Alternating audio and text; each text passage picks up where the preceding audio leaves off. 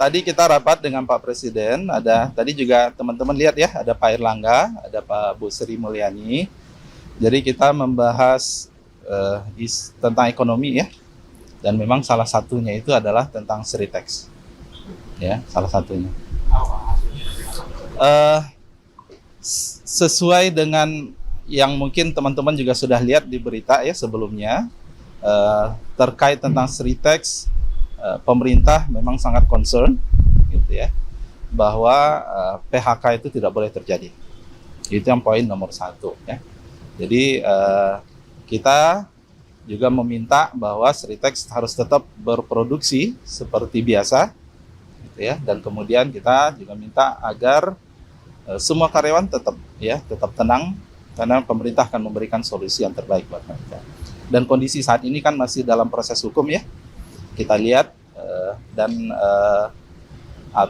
langkah-langkah selanjutnya tadi sudah sangat baik menurut saya, dan itu insya Allah tidak ada masalah ke depan.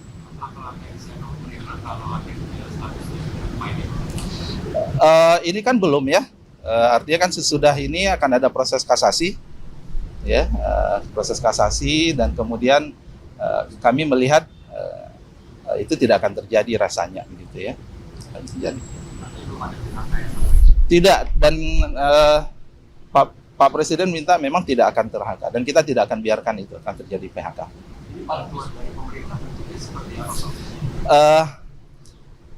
Tentu ini lebih kepada lintas kementerian ya. Kalau saya kan lebih concern terkait tentang ketenagakerjaan ya, untuk memastikan bahwa semua hak-hak dari para pekerja di Sritex itu tetap terpenuhi, mereka tetap tenang.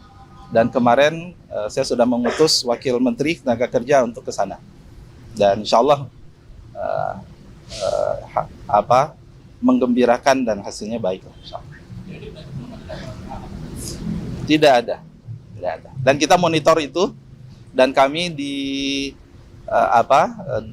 daerah Jawa Tengah itu ada 162 tenaga pengawas ketenaga kerjaan ya.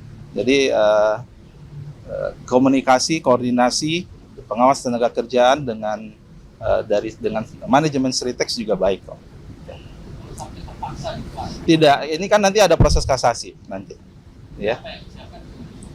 Tadi kalau yang disiapkan lebih kepada aksi korporasi ya, nanti tentu saya nggak tahu tadi Pak Menko apa tadi yang disampaikan dan Bu Sri Mulyani. Saya lebih concern terkait dengan memastikan bahwa hak-hak ya pekerja bekerja tetap tenang, bahagia, dan semua hak mereka terpenuhi. Jadi tidak boleh sampai kemudian isu ini mengganggu mereka dalam bekerja. Nanti mungkin Pak Menko atau Bu Sri Mulyani nanti yang mungkin menyampaikan. Ya. Ada lagi? Iya, itu salah satu tentu. Teman-teman juga harus paham, ini kan kita berada di awal pemerintahan ya.